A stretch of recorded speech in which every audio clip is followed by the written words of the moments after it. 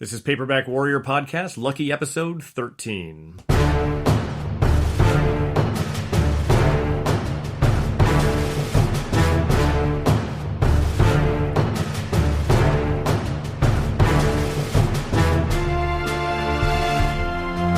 Welcome to another episode of the Paperback Warrior Podcast.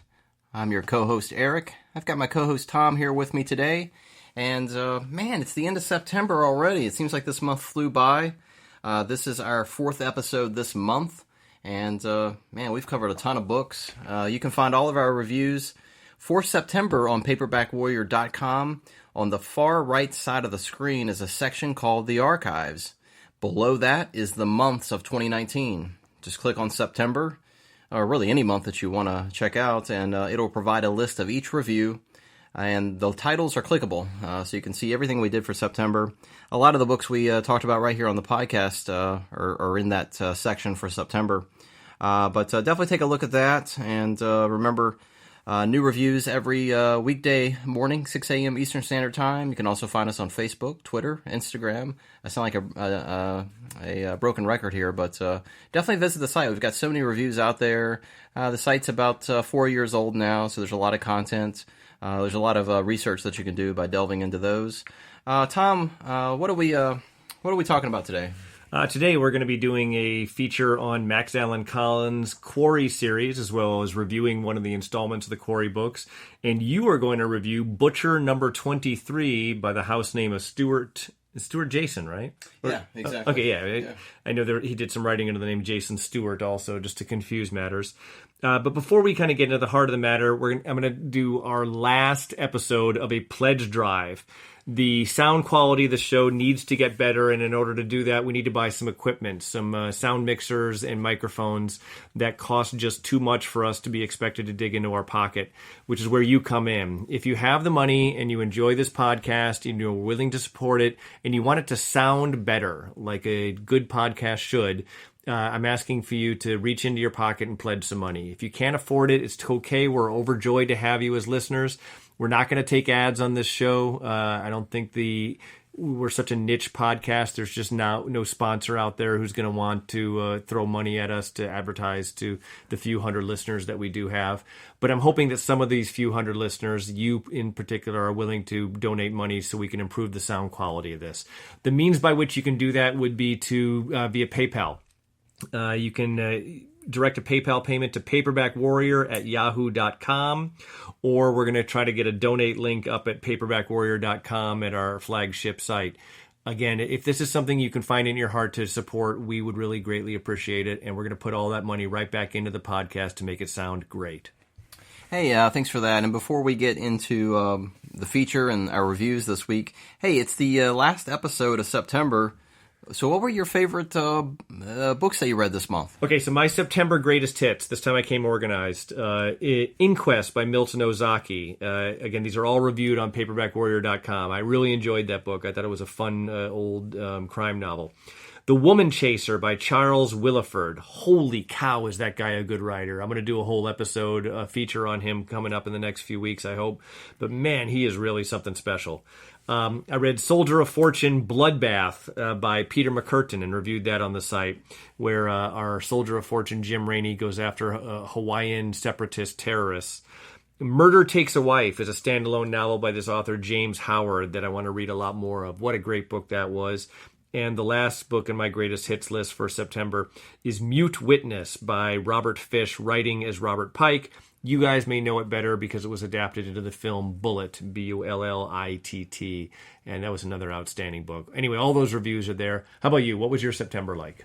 Man, it was really good. I loved I guess really a non-traditional Western called Trag's Choice by Clifton Adams. I loved the very first Avenger novel called Justice, Inc. Listeners might remember Avenger. He was the old pulp hero, and I think he was done by the folks that did Doc Savage. Love that book. Of course, I loved the Jimmy Sangster novels that Brash Books just put out. Lee and Joel Goldberg do a good job with that. It's the British spy John Smith. He stars in Foreign Exchange and The Spy Killer, which are reviewed on the site, and we talked about, I guess about 3 or 4 weeks ago. I also really liked Day Keen's crime noir novel, Wake Up to Murder. I thought that was really, really good. But yeah, this month was a lot of fun. I really enjoyed all of our selections.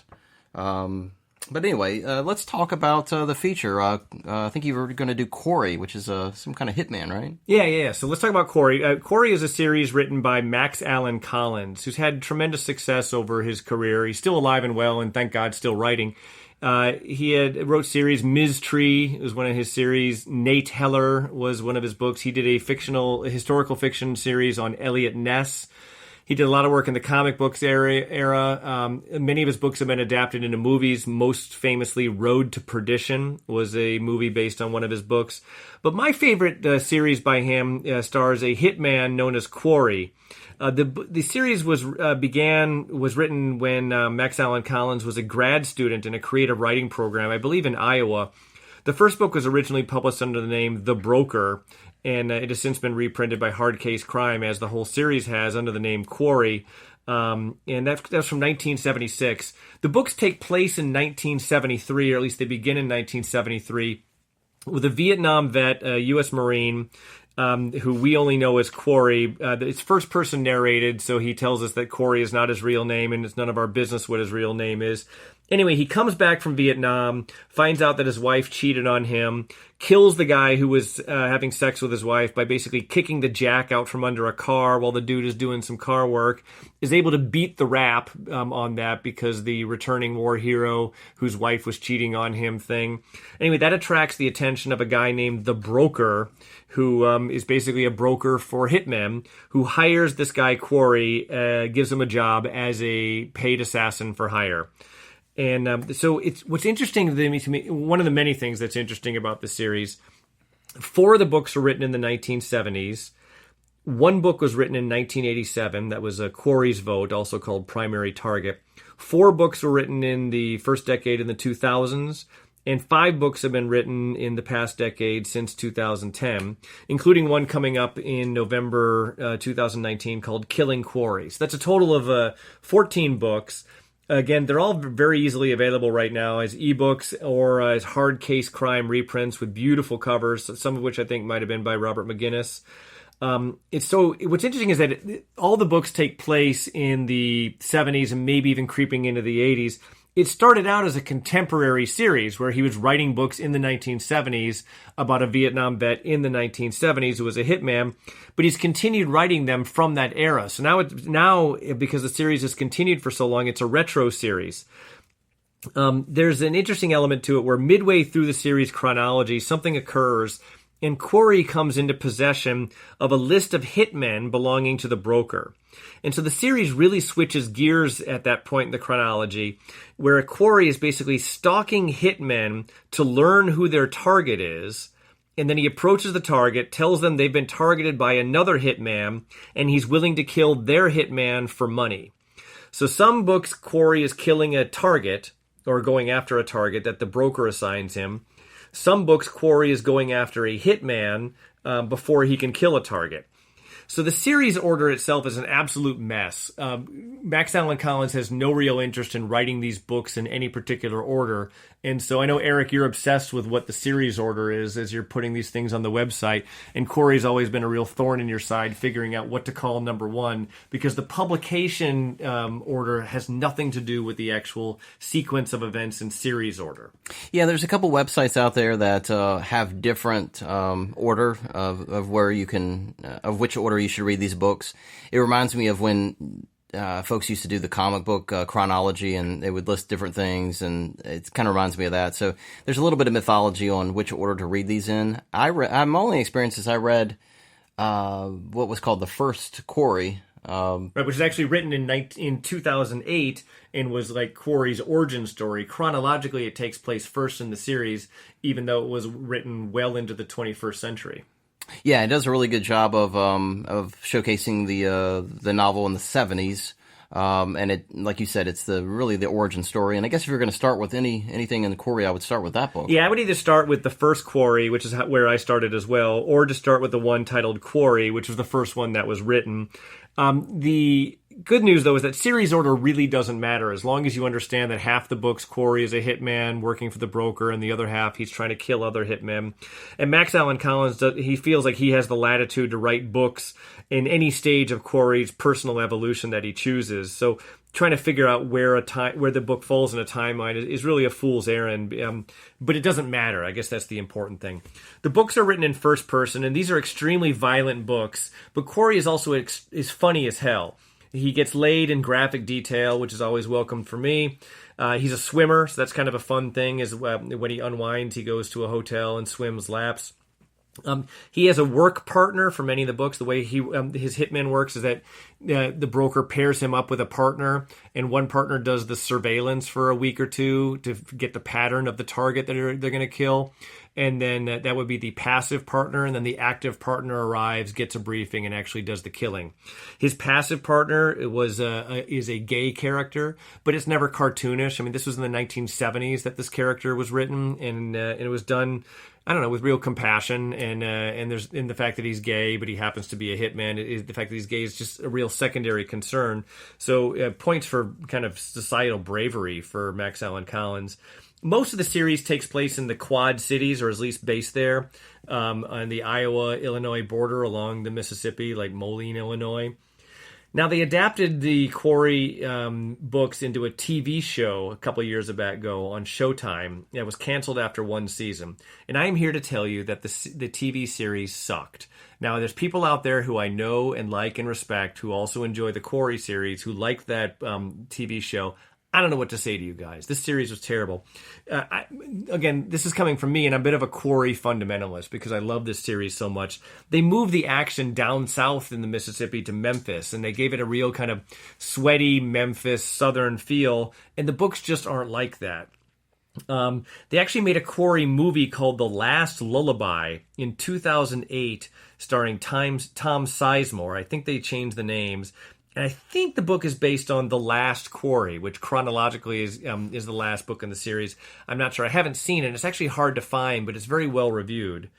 Anyway, so that's about it. I'm going to review one of the Quarry books later in the podcast, but I just really want to turn you on to the series. I would go so far as to say Quarry by Max Allan Collins is probably my favorite series, along with the Matt Helm series by Donald Hamilton and the Parker series by Donald Westlake writing as Richard Stark. To me, those are the three best series that have ever been written, and nothing will top them.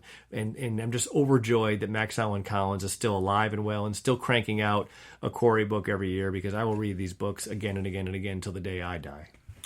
Yeah, and he, from what we can gather, he's at least maybe a reader of our site. He's given us a few likes on Facebook as well, so it seems like he at least knows about Paperback Warrior, which is kind of cool. I could never meet the guy because I'd be starstruck. Meeting Max Exactly. Allan Collins would be like meeting the Beatles. So yeah, every time I see a comment from him on something that we posted, I send a message to Tom. I'm like, oh my gosh, there he is. He said something to us. But hey, real fast, I've got a couple of Max Allan Collins books that are called Nolan. Have you had any experience with that series? yeah, I read those when I was a teenager, and I want to revisit them. There were a bunch of Nolan books. Nolan was essentially a knockoff of Richard Stark's Parker books. I think they might have been done with some level of permission from Donald Westlake.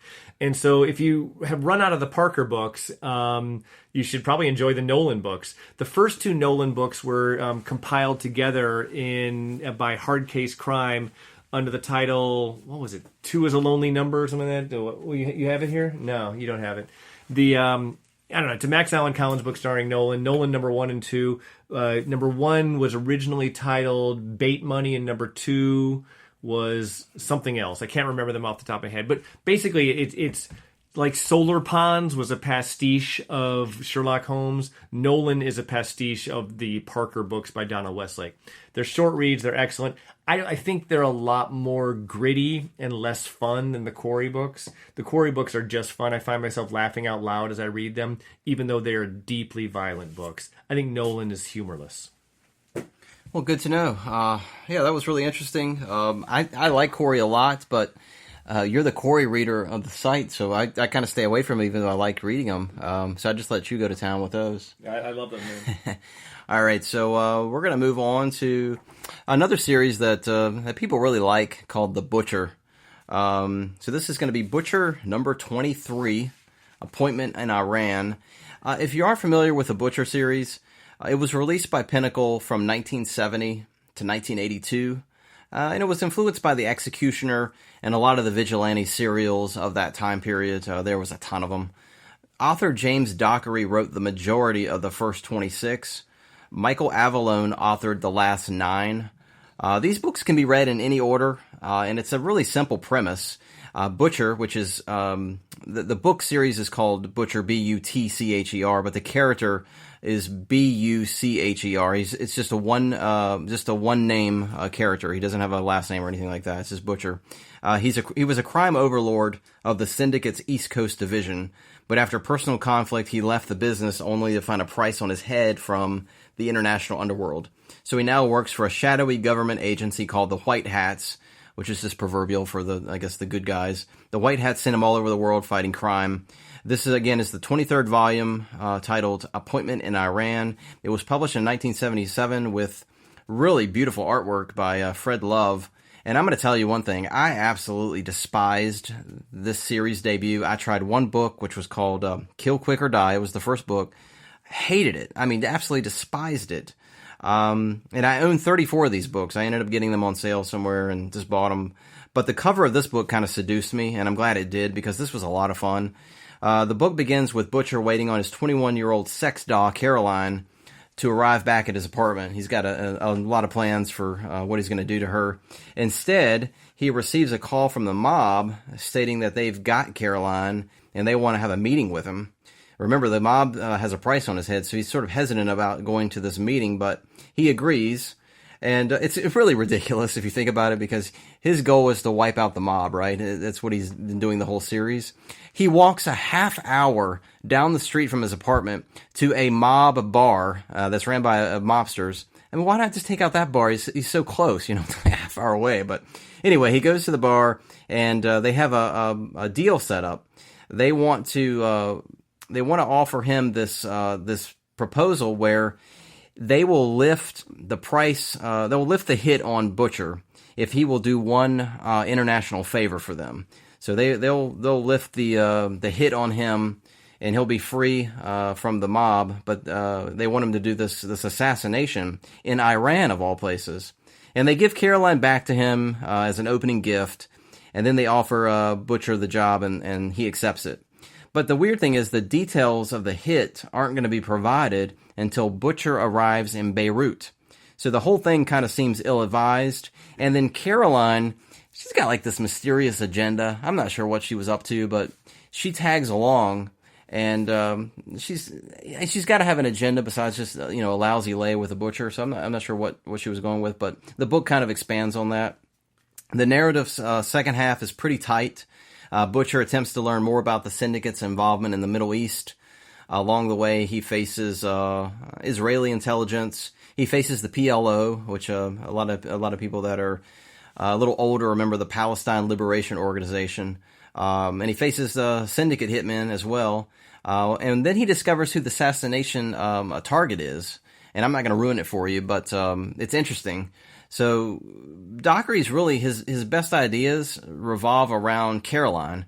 She's sexy, she's flirtatious, she's dangerous. So she kind of leaves Butcher this agonizing choice on which rod to use. And get it, Rod?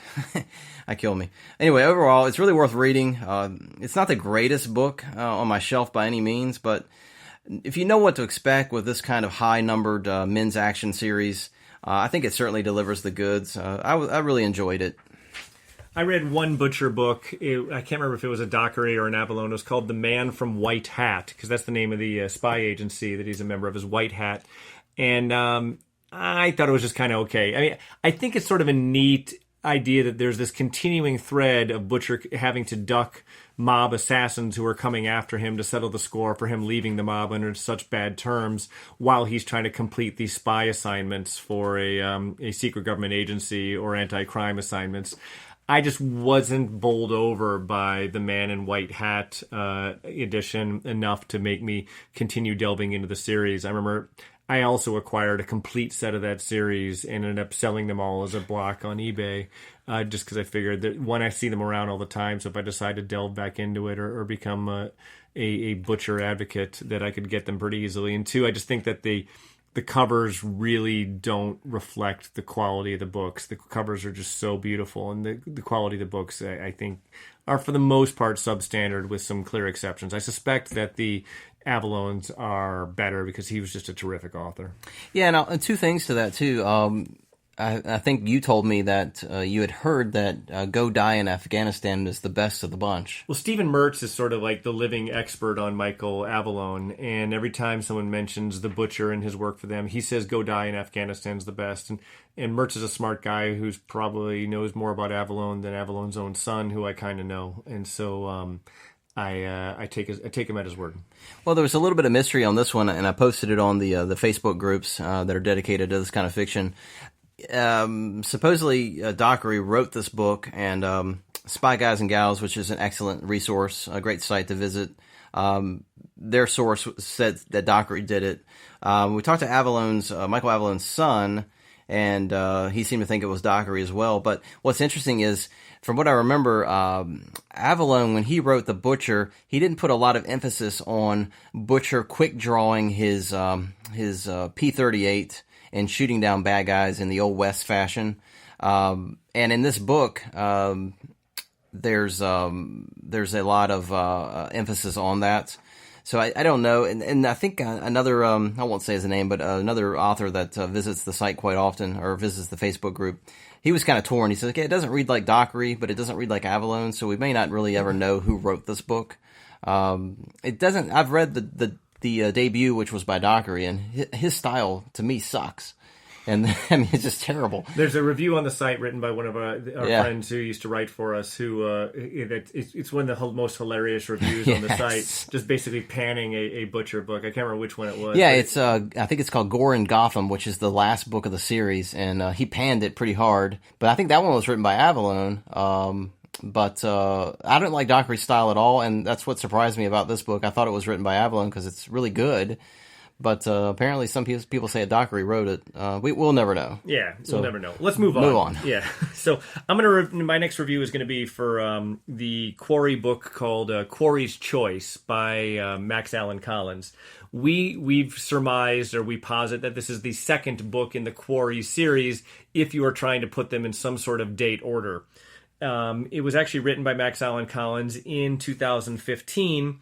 And yet it takes place in 1972. This is around the time where the Vietnam vet Quarry has been accepting assassination assignments from the broker for about a year, which is why we're guessing that it's probably the second book. And so he's in a standard business meeting with the Quarry, and a couple hired killers try to actually murder the broker during this meeting between broker and Quarry. But Quarry is able to thwart the murder and keep the broker alive. It's this great opening scene in a book that just sets the pace for this amazing installment. And so the broker then engages Quarry to actually kill the man behind the assassination attempt, which is this JV racketeer named Killian, who's a member of Biloxi, Mississippi's Dixie Mafia. Killian's trying to consolidate power along the Mississippi. He views Broker as a loose end requiring elimination, and Broker wants to remain alive. And so he takes his best hitman and sends him down there. Anyway, so Broker has an inside track to get Quarry in with Killian's organization in an undercover capacity until Quarry's ready to actually kill Killian. So Biloxi gets down there and he gets a job with Killian, and he gets assigned this stripper prostitute to sort of be his F buddy while he's down there in Biloxi, and her name's Lolita. And it would have been so easy to write Lolita as this one-sided character, and there were great graphic sex scenes that Max Allan Collins wrote, but she was actually this really interesting character, and this relationship develops between Quarry and Lolita that was one of the most satisfying aspects of the novel, and it really sort of underscores the basic humanity of Quarry, this amoral guy who has this job which anyone would look at as being deplorable, but he really looks out for this girl, and that was great. Anyway, so he is given assignments to hurt and kill people by Killian while he's in his undercover capacity, which ended up creates all sorts of moral dilemmas for Quarry. There's strip clubs, there's illegal gambling operations, there's a nearby Air Force base. It's really a great book for anyone who has an interest in Biloxi, Mississippi, of all places. And it's just a terrific novel. It may actually be my favorite book in the Quarry series, but they're all terrific. It's a flawless series. It never drags. Colin's writing, it just crackles with good humor, and there's bloodshed throughout it. There's great twists and turns. It's got a super surprising climax. It's just a gratifying book in the Quarry series, and I can't recommend it high enough. Again, to recap, the book is Quarry's Choice, the 2015 installment by Max Allan Collins. You should have no trouble finding it. I'm sure it's available as an ebook, and it was printed by Hard Case Crime with some beautiful cover art as well. All right, so that just about gets us to the end of this episode. We've closed out September. September was great, but guess what? October is absolutely loaded. We've got so many great reviews scheduled for this month. Listen to this. Stephen Mertz, Ed Gorman, Bruno Fisher, Robert Parker are included in our reviews this month. We've also got a Doc Savage review, which is a little bit out of the ordinary. And we've got another Killmaster review thrown in there. It's going to be another exciting month, just filled to the capacity with reviews. And, of course, you will get 4 more episodes of the podcast next month, too. So remember, paperbackwarrior.com. You can send us comments via email if you'd like, paperbackwarrior@yahoo.com. We love getting feedback, good, bad, or indifferent. We love to read that stuff. You can post comments on our blog underneath the reviews. You can also post comments on Twitter and Facebook. Of course, you can follow us on Facebook, Twitter, and Instagram. And then this show you can listen to just about anywhere. You can also download it if you want to store these things. You can download them. I normally put the download link whenever we post new episodes. So be sure to do that if you'd like. And that closes us out. You got anything, Tom? No, just thank you. Thank you for listening. Thank you for supporting us. We just really appreciate it. You guys are the ones that make this podcast and our blog worthwhile. Thank you. I second that. Thank you so much. Have a safe week, and we'll see you back here again next week. Bye-bye now.